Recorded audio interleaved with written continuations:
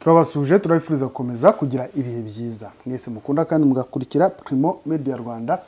Ngiye basuhuza nitwa Alexis Ntawegenera Sidi jyenyine ndi kumwe na Ndayisenga Clement. Yego. Clement umeze neza? Ya bintu bisanzwe nta gishya. Ku munsi w'ejo twari turi kumwe tuvuga ko Israel yakajije ibitero kuri Lebanon mu majyepfo y'umujyi wa Beirut, ubwo n'umurwa mukuru nyine wa Liban.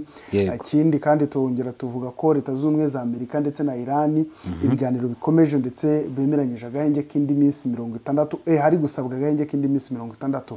Ariko byo byose ku mugoroba w'ejo nibwo n'ubundi Iran yo yahise ivuga ko ivuye mu biganiro ndetse no guhanahana ubutumwa hagati y'intumwa zayo zihagarariye nyine mu biganiro iri kugirana na Amerika muri Pakistan.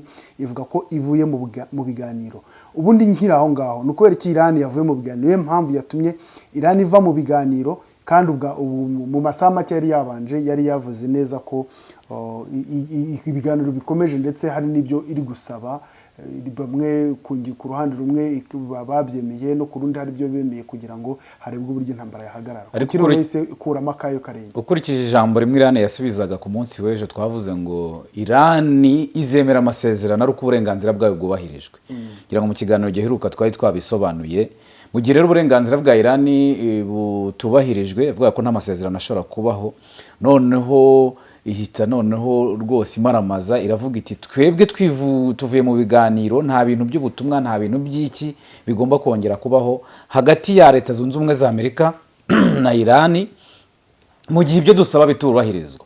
Icyabaye rero intandaro muri rusange ni intambara yo muri Liban ndetse no kutubahiriza agahenge kagiye kabaho, kubera ko intambara yo muri Liban na Israel n'ubundi biri mu masezerano y'agahenge ka Leta Zunze Ubumwe za Amerika na Israel na Iran. Bajya kumvikana ku gahenge ubundi ko bajya kumvikana ku gahenge ka mbere. Yego. Bavuga ko nako gahenge kareba Liban, nubwo Israel yavuze kareba Israel ko Liban ubwayo Liban ni victime ya Hezbollah. Ya Hezbollah cyangwa yego.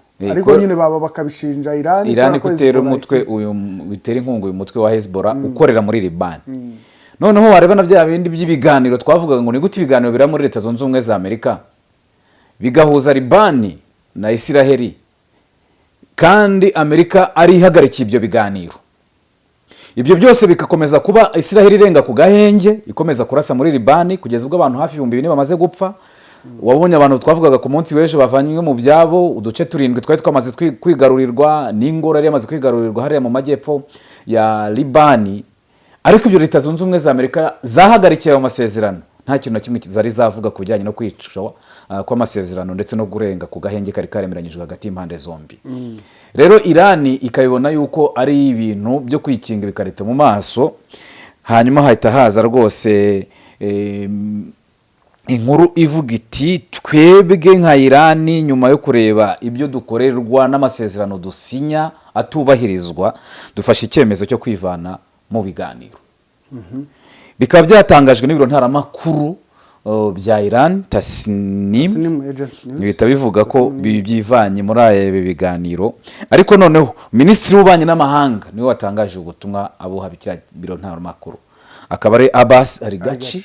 Ati twebwe nyuma yuko ibintu bikomeje kugenda nabi muri Liban, ati kubera ko Liban yari kimwe mu byasabwe kugira ngo haba gahenge, nuvuga ngo ako gahenge kagombaga kuba kabayeho hagati ya Leta Zunze Ubumwe za Amerika na Iran, karebaga n'igihugu cya Liban na Israel. Vuze ngo Israel ntiyagombaga kurasa ubundi, nubwo Iran ivuga ko ari Liban, nko kuvuga ngo birareba na Israel ko itagomba gukomeza kurasa hehe muri Liban.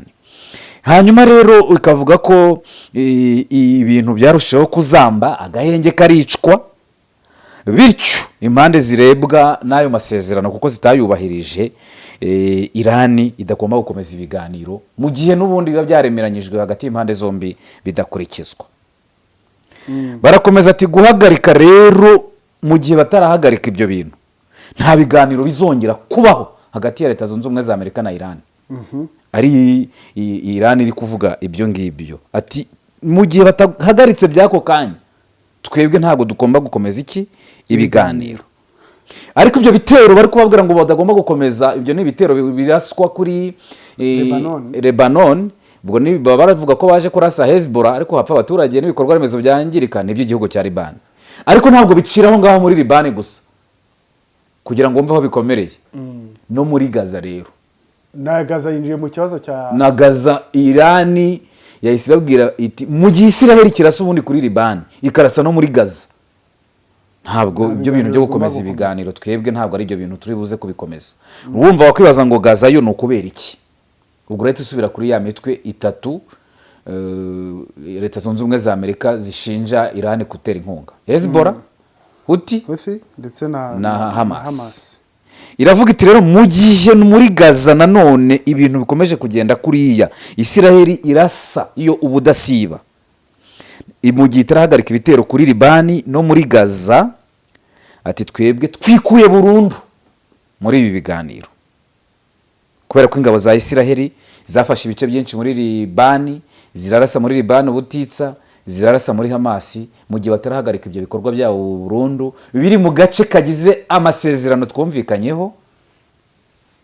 Kurungu kwa kundi bivuze ngo iyo dusikumvikanya gahenge kareba n'ibihugu by'inshuti, siko Irani biri kuvuga. Ibihugu by'inshuti urumva harimo Palestine, harimo n'iyo Libani. Ibyo rero byatumye noneho ibintu bizamura indi sura, kuko ntabwo Leta Zunze Ubumwe za Amerika zatekerezaga ko Irani yafata kino cyemezo. Hanyuma rero kandi Irani yavugaga ko yo yimaze kwitegura buri kimwe cyose cyakurikira. Nko kuvuga ngo twebwe niba twivanye mu biganiro, yaba ari ibitero biraba turabyiteguye, yaba ari intambara ikomeza turayiteguye. Kubera ko hano ibiro ntaramakuru by'abanya-Irani byakomeje bivuga ko inzego za gisirikare n'iz'umutekano za Irani ziteguye igitero icyo ari cyo cyose cyangwa ikindi cyakurikira icyo ari cyo cyose. Bikaba rero mu byisaba nyine ari ugukuraho burundu biriya bitero bya Isiraheli kuri Hamasi, Isiraheli kuri Hezbollah. Ariko nanone ikavuga ko igiye gufunga umuhora wa Hormuz. Irani igomba gukomeza gufunga umuhora wa Hormuz, kandi igafunga n'izindi nzira noneho zitari iz'uwo muhora wa Hormuz gusa. Kuko iravuga iti umuhora wa Hormuz no gukoresha izindi nzira n'iyindi mirongo y'urugamba, harimo n'umuhora wa Baba al-Mandaba, hamwe no gutangira izindi ntambara nshyashya. Ibyo byose Irani yiteguye no kongera gukora ibindi bitero mu gihe ibi bisaba bitaba byubahirije. Izi ngabo zitwa ngo Resistance Front zikora iki? Ni izande? Ni za Irani. Kubera ko hano Irani ifite ingabo nyinshi hariya, kubera ko aravuga ngo ingabo zirwanya Isiraheli za Resistance Front ndetse na Irani biyemeje. Nuvuga ngo izo ngabo n'ubundi ushobora kuzigeranya na ya mitwe yindi nyine, no si bavuga ngo Hamas, baravuga ko Hamas baravuga ngo ni umutwe utera inkunga uterwa inkunga na Irani. Uyu nguyu nawo n'undi mutwe nawo urwanya ubutegetsi bwa Isiraheli, ariko nabo bakawushinja ko uri mu mitwe ikorana na Irani. Ariko ahangaha Irani urumva ko mu yandi maturufu yazanye yandi yavuze tumuhora Hormuz nawe uraguma muri ya turufu yacu, turakomeza kuwufunga. Ariko noneho ntabwo turi bufunge wonyine, n'indi nzira iyi ngiyi nkubwiye hano ya Bab al-Mandaba nayo turakomeza kuyifunga, ndetse n'izindi nzira zindi zadufasha kugira ngo dukomeze guhangana n'iyi ntambara.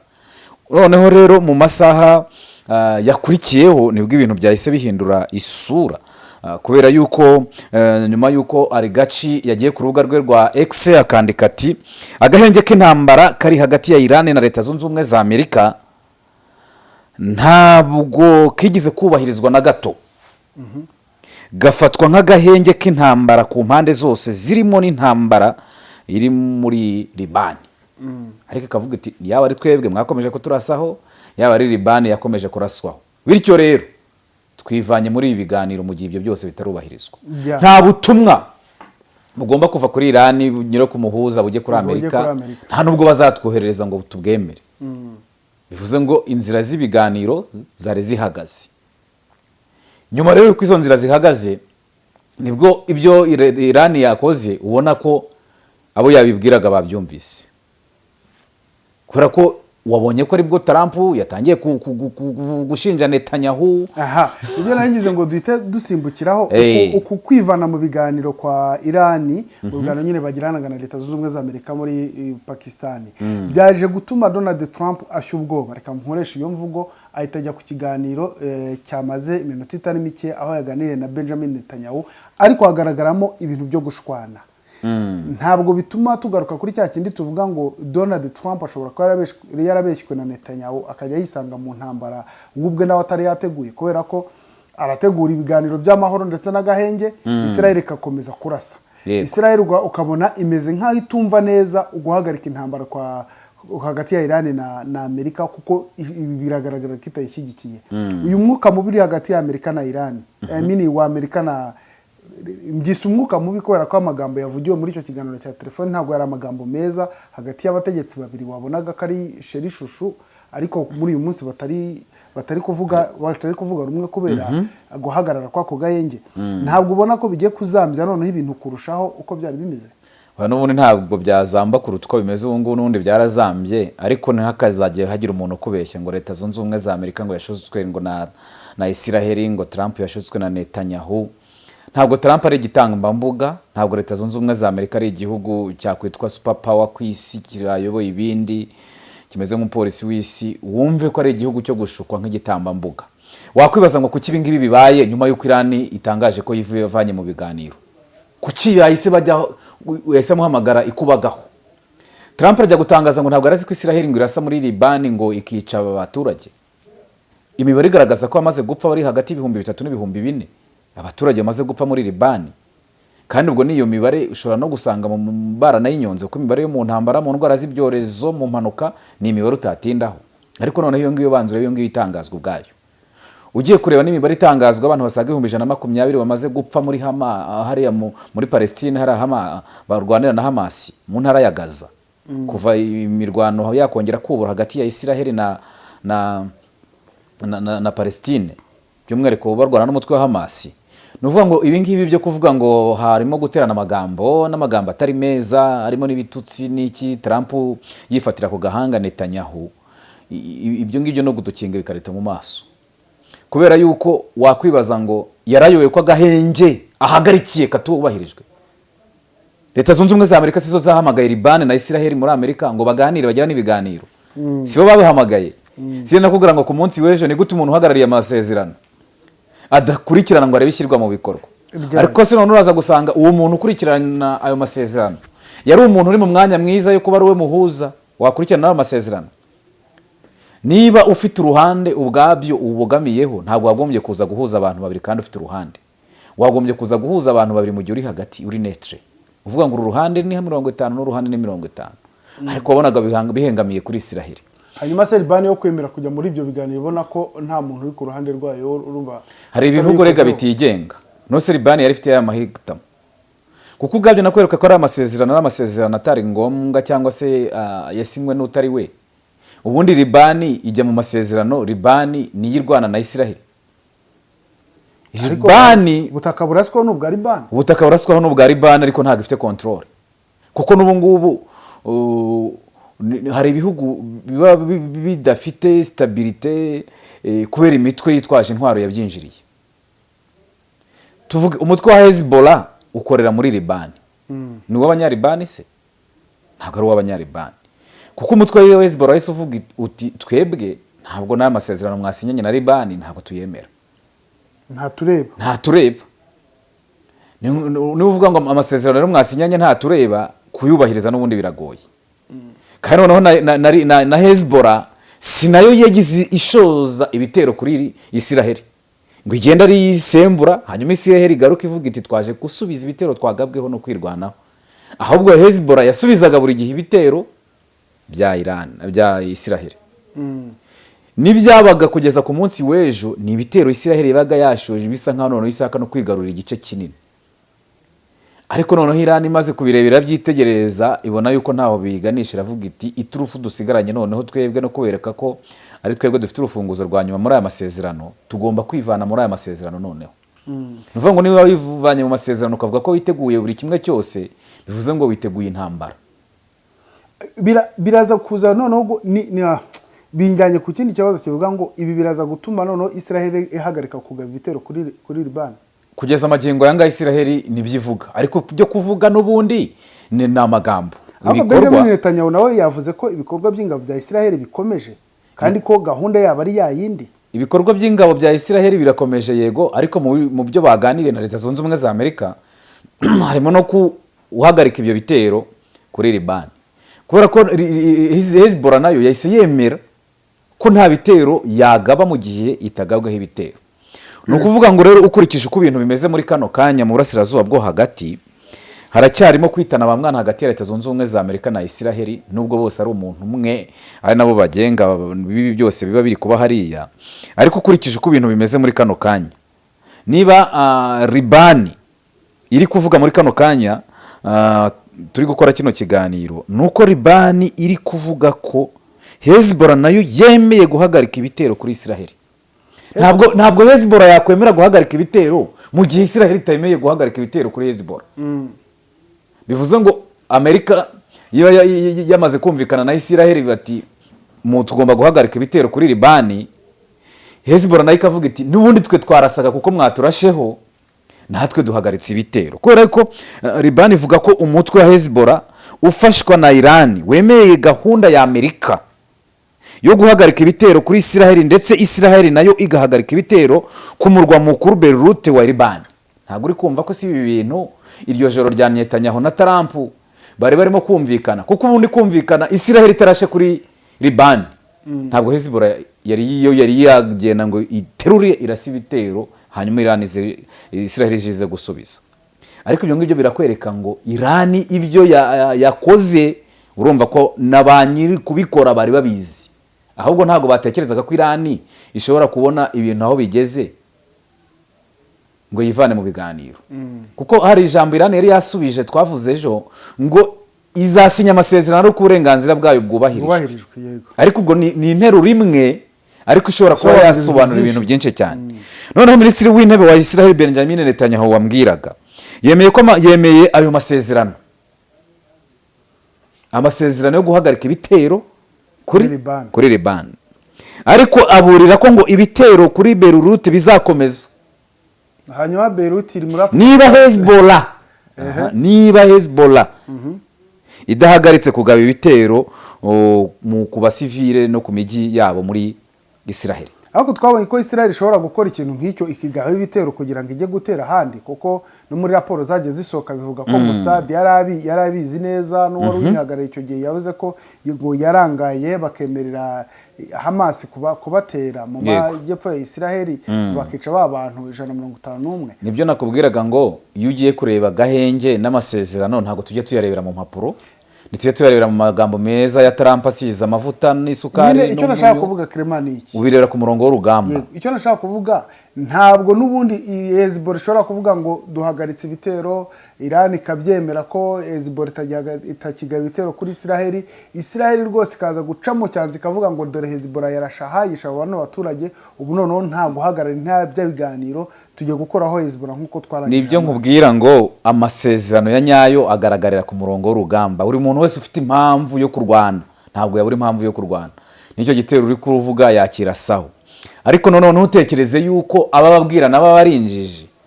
None si ubwo Hezbollah ibyo bitero biva muri Liban bikajya muri leta muri Israel bigiye bitagaragara. Niba ari bisasu satellite ziba zabifashe, ubwo butasi bwa Amerika buba bubizi, ibyo byose biba bizwi.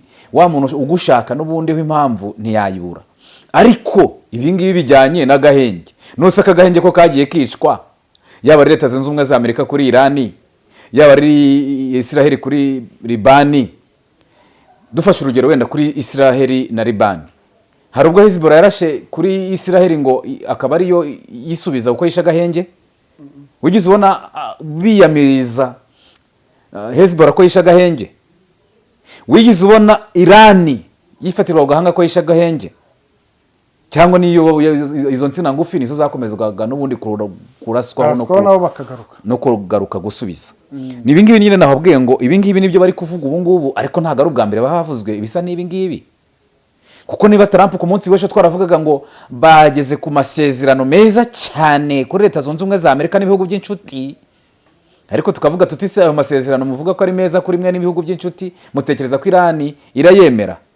Ubundi amasezerano yagombye kuba ari meza ku bihugu by'inshuti za Amerika, yego, ariko na Amerika ariko na Irani. Ahubwo bira byanafu muvuga ngo amasezerano ni meza hagati ya Irani na Leta Zunze Ubumwe za Amerika. Ariko niba ngibi bari kubivuga uyu munsi nyine ibingibi nibyo mu mpapuro bemeye mu mpapuro, ariko ntabwo mu mpapuro no mu magambo meza ariho hagaragarira ko intambara yarangiye cyangwa se ibyemeranyijwe byo guhagarika imirwano bigezweho. Kuko mu itangazo ryasohoye ku mugoroba kuri uyu wa mbere, ambasade ya Libani yavuze ko muri ubu buryo bwifujwe ibitero bya Isiraheli ku nkengero zo mu majyepfo ya Beirut bizahagarara nk'ingurane y'uko Hezbollah nayo izaba yakoze nk'ibyo.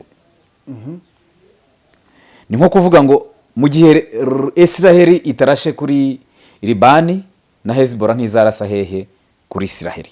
Ariko Netanyahu yagize ati icyarimwe ADF ni igisirikare cya Isiraheli izakomeza gukorera mu majyepfo ya Libani nk'uko byari biteganyijwe.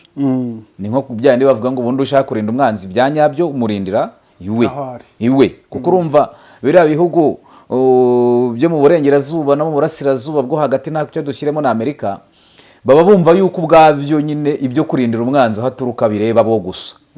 Ariko mu bihugu bya Afurika hari ushaka kurindira umwanzi nanone we haturuka, kandi umwanzi urumva umwanzi ni umuntu utifuza neza igihugu runaka cyane. Ariko uzabona ko Leta Zunze Ubumwe za Amerika reba ahantu yagiye kurindira umwanzi wayo, yarenze imigabane, ijya gushaka n'ibihugu bizayifasha kugira ngo irindwe n'umwanzi wo yita umwanzi wayo.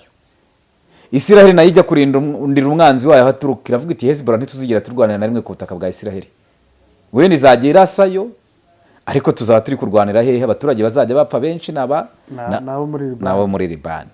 Ukabona yuko rero ibingibi nabyo biba bikwereka ngo niba n'ubundi ukirindira y'umwanzi aho aturuka n'ubundi nabyo uriyo ni bya bindi yego by'agahenge ko mu mpapuro, ariko kuba waza ngo uhite uvuga ngo ibintu byagiye mu buryo, kubera ko nyuma yuko Trump avuze ko impande zombi zemeranyije guhagarika imirwano hari ugukozanyaho kwakomeje. Trump akivuga yabivuze, ariko n'ubundi n'ubu Israel yongera gukozanyaho n'ubundi kwakomeje hagati ya Hezbollah na Isiraheli. Ntabwo rero kano kanya twahita tuvuga ngo ibintu byagiye mu buryo, kuko Hezbollah yavuze ko ngo yagabye ibitero 3 ku bifaru bya Isiraheli no ku basirikare bari bayoboye ibyo bifaru mu majyaruguru ya Isiraheli ikoresheje indege z'intambara zitajyamo abapilote, ubwo ni drone, hamwe ngo n'ibindi bisasu bindi bya rutura byari biherekeje izo drone. Ingabo za Israel zavuze ko nazo zasamye ibyo bisasu 2 ngo byari byarashwe na Libani, ariko ngo ntago ukomeretse cyane abakomeretse cyangwa ngo bahitanwe n'ibyo bisasu batangajwe. Ariko n'ibindi byo mu ntambara ntihazagira umuntu kubeshya ngo kiriya gisasu barakibasa akagikubita kuri uriya muturirwa birabizu byose bigahirima, hakabura n'umurinzi cyangwa umuntu wagendaga aho mu nzira, kuko biba bitunguranye nk'ibyo wapfuye. Niyo amakuru yo mu ntambara. Uyu munsi 97% by'abaguzi bose bamenyera kuri internet amakuru y'aho bagura ibicuruzwa byose bagura. Niba amakuru kuri business yawe ari ahandi hantu hatari kuri internet, ubwo urashakira abakiriya aho batari. Reka mbivuge neza, niba udakorana na Afrinovators mu kumenyekanisha business yawe, urashakira abakiriya aho batari. Uyu munsi Afrinovators ifite promotion yitwa Total Digital Promo. Hano tukubakira website nziza kandi igezweho, yaba ya business isanzwe, e-commerce, NGO, amashuri, ibigo bitanga service n'ibindi. Tugukorera Google profile itanga amakuru yose kuri business yawe, tukaguha na domain name nka .rw.com cyangwa se .org. Ikiruta byose ariko tukwinjiza muri huza.rw. Uru ni urubuga rufasha business zo mu Rwanda kuboneka ndetse no kumenyekana kurushaho. Aha ni abakiriya bashya bashobora kukubona. Niba ibi byose ubifite kuri huza.rw, tuguhigerageza cyangwa se trial y'amezi 3 nta kiguzi. Gushyiraho business yawe ku buntu. Urashaka gutangira? Hamagara cyangwa wandika ubutumwa kuri WhatsApp kuri 07 85 73 70 cyangwa usure y3.huza.rawa. Wanadusura aho dukorera i Nyarugenge mu mujyi mu nyubako ya TCB mu muryango nimero F1B inyuma ya Centenary House, ni hafi ya Simba Supermarket. Buri gihe uko usoje imirimo, iyo nta gahunda z'umuryango zihutirwa zigutegereje mu rugo, wifuza kuruhura ubwonko no kuganira nabo mwungurana ibitekerezo ku kazi kawe cyangwa ku iterambere ry'ubuzima, nguhitiyemo kwa Jados Bar Restaurant and Coffee. Aha niho hantu hatuje kandi hari smart, kuko baguha serivisi za 5 stars, waba wifuza kuhafatira amafunguro ku manywa, kuhakoreshereza komandi ikagusanga iwawe mu rugo, ku kazi kawe ndetse n'ahandi waba uherereye, cyangwa kuhasangirira n'abawe icyo kunywa, yaba ibisembuye n'ibidasembuye. Ngaha ahantu hari smart mu mujyi wa Kigali kwa Jados Bar Restaurant and Coffee, bafite aho mwaganirira hatuje, mwifuza gukora inama zaba iz'akazi, inama y'ubukwe, aho mwakwiyakirira muvuye gusezerana. Bafite ahantu hatuje hisanzuye kubifuriza abanyi isabukuru nziza n'ibindi birori. Bafite sale z'imyidagaduro, harimo aho berekanira imipira yose by'umwihariko yo ku mugabane w'Uburayi, aho gukinira biyari kandi zirenze imwe, ndetse n'abakunda gususuruka babafite bande ya karaoke n'igisope buri weekend. Bafite umwihariko w'akabyiniro night club. Jados Bar Restaurant and Coffee Shop ni ku Gisozi ujya Beretwari, ahegeranye n'icyapa cya bisi zijya mu mujyi. Bafite n'andi mashami hafi ya gare ya Batsinda ndetse n'i Kanombe mu Busanza. Kubifuza ko serivisi zacu zibasangaho muri, mwaduhamagara kuri 0788 35 11 27. Jados Bar Restaurant and Coffee Shop, urugero rwa serivisi zinoze kandi zihuse mu Rwanda. Clement, ibi ntabwo byaba ari kugaragaza ko Leta Zunze Ubumwe za Amerika zitagishaka intambara.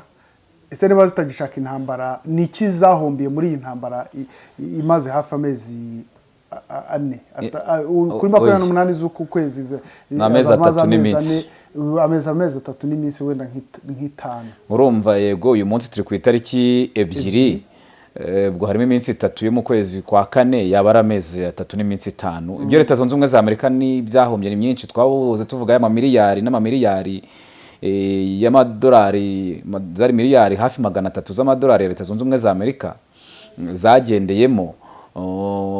Kandi ubwo ngubwo urebye se abasirikare bapfuye barahari, nabo bapfuye. Twavuze babasirikare basaga 400 baramaze kwandukuzwa nk'abatakiri mu kazi ka gisirikare, kandi batarashyizwe no mu kiruhuko cy'izabukuru cyangwa ngo bavanwe mu nshingano. Wakwibaza se ngo bararigise? Byanze bikunze igihombo cyo ni kinini. N'igihombo cya mbere ni ugutera igihugu imigabo n'imigambi cyangwa se intego wari ufite zose akabura n'imwe igerwaho. Ibyo nabyo ni igihombo.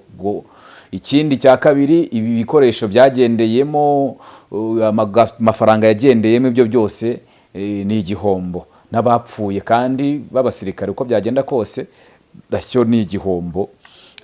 Ariko noneho wareba kugeza magingo aya ngaya, Leta Zunze Ubumwe za Amerika kuvuga ko idashaka intambara kwaba ari ukwibeshya. None se yagiye kuyigaba ishaka iki? Nyine yarayigabye, yarayishakaga, ariko aho abyo yari biteganyije kuzaboneramo yabonye ko bitandukanye, aravuga uti reka. Yego, biratandukanye yego, ariko n'ubwo iracyafite imigambi yindi yo kuzasoza n'izindi ntambara. Ntabwo iyi ntambara ya Iran ariyo ntambara ya nyuma Leta Zunze Ubumwe za Amerika yaba yigabye. Kuko turavuga iyi ngibi, hari ejo bundi Trump yavugaga ati Oman nzayitera, ati Cuba namwe mube murya muri menge. Urabizi ko mu gihe izaba ivuye muri NATO, nkuko twabivugaga ku munsi w'ejo ko irimo guca amarenga ibabwira ati mutangire kwigenza kuva no muri NATO kwayo, na Israel ntuzavuge ngo aho ngaho bizaba bimeze bite. N'uburyo bwo kugira ngo intambara na yindi izakurikira mu ntambara ziri imbere ya Turkiya. Nubwo Turkiya amaze kubabwira ati twarabiteguye mu minsi ishize, abonye ubwo yamurikaga intwaro, n'iyo ntambara nayo irimo zaba mu minsi iri imbere. Ntabwo Leta Zunze Ubumwe za Amerika wavuga ngo ntizikunda intambara kandi arizo ziziteza. Ahubwo no kuvuga ngo amasomo bakuramo abamarira iki? Ntacyo. Kubera yuko nk'ubu ngubu intambara ya Iran na Amerika nubwo bumvikanye ku masezerano y'agahenge k'iminsi 60, ariko Trump ntarafata icyemezo. None se niba adashaka intambara arashaka iki? Kuko na kano gahenge kamaze kuva ku 28 bari bamaze kumvikana bigomba kujya muri ako gahenge. Uyu munsi turi itariki 2, hashize iminsi 5. Iminsi 5 nanone ukwibaza ngo ni ibiki se bari gusoma. None se babaye nka Iran ko yajyaga ivuga ngo iri gutinda, iri kureba inyito z'ijambo kugira ngo atagutegera mu ijambo rimwe ko zasanga wasinya amasezerano wiboshye nka yahene. Ariko noneho hano Vice President wa Leta Zunze Ubumwe za Amerika JD Vance amaze gutangaza ko ibiganiro hagati ya Amerika na Iran byageze ku ntambwe ishimishije mu gushaka kurangiza intambara imaze amezi yasaga 3. Ibyo bivuze uyu munsi harimo no guhagarika, yego, harimo no guhagarika umutekano umuntu muke mu burasirazuba bwo hagati. Urumva nibyo hanyuma yatangaje. ibiganiro byabo byageze ahashimishije kandi Iran yabivuyemo. Ariko no kuvuga ngo ni bya bindi nakubwiye ngo bo bakomeza kuvuga ibyiza byabo. Bo nubwo Iran yavuye muri ibyo biganiro ariko baracyagendera kuri ya masezerano bamaze imbanziriza mushinga y'amasezerano ku itariki 28. Iran yatangaje ko yivanye muri ayo masezerano ku itariki ya mbere. Ariko noneho Trump yagombaga gusinya amasezerano y'agahenge ku itariki 29. Akomeza kuyagenza biguru ntege. Ariko Amerika iracyagendera ivuga iti byande twari twumvikanye na Iran no guri kuvuga ko yivanye muri ibi biganiro kuko nta nubwo cyo Amerika yari yasubiza mu kwivana ku biganiro kwa Iran. Ariko nanone wabonye ko impamvu Iran itanga zatumye yivana mu biganiro ziri gusubizwa mu buryo butaziguye. Kubera ko ntabwo Amerika na Israel bari kuvuga ko ibitero n'intambara bihagaze muri Libani kugira ngo bemere ibyo Iran isaba. Ariko nujya kureba ibyo Iran iri gusaba twavuze haruguru n'ibyo bari gukora ku murongo w'urugamba ni nko kwemera ubusabe bwa Iran ariko mu bikorwa bitari mu nyandiko no mu magambo. Ariko ukabona yuko rero ibyo ngibyo byose bari kugenda bavuga nyine ni mu bwengo twamaze kugera ku ntambwe nziza ngo no guhagarika intambara nose niyo bari guhagarika. Niba twaravugaga ku munsi w'ejo ko mu gihe cy'icyumweru Amerika yari yarashe kuri Iran bugira gatatu mu minsi 7 yarasheyo gatatu. Nose uri gushaka amahoro cyangwa uri gushaka intambara? Ku buryo byaza gutuma byatumye Donald Trump aganira n'umutwe wa Hezbollah kandi leta z'ubumwe za Amerika zarahe kutazigira na rimwe ziganira n'umutwe w'iterabwoba. Ni Hezbollah yahinduriwe izina cyangwa nuko Trump avuga ataho kugira ngo mfushe ibingana bitya reka mfate telefone yanjye mpamagara muri Hezbollah mbabwire bareke kuganira. Ntabwo bavugana na Hezbollah. No kuvuga ukuntu babigenza bimeze nka bya bindi birega twarabivuze mu minsi ishize byo muri Repubulika Demokarasi ya Kongo. Nose bari wabona M23 na Leta Zunze Ubumwe za Amerika bagiranye ibiganiro ari Leta Zunze Ubumwe za Amerika zaje mu izina ryabo. Ibiganiro byitwa Doha, Katari, intumwa za Kinshasa n'iza AFC 23 zigahurirayo. Ariko aho hantu bahurira haba hari intumwa za Amerika. Nuvuga ngo Katari iri kuganira mu izina rya Leta Zunze Ubumwe za Amerika. Nuvuga ngo Leta Zunze Ubumwe za Amerika zifite ngo amategeko zivuga ko ngo zitajya ziganira n'imitwe yitwaje intwaro.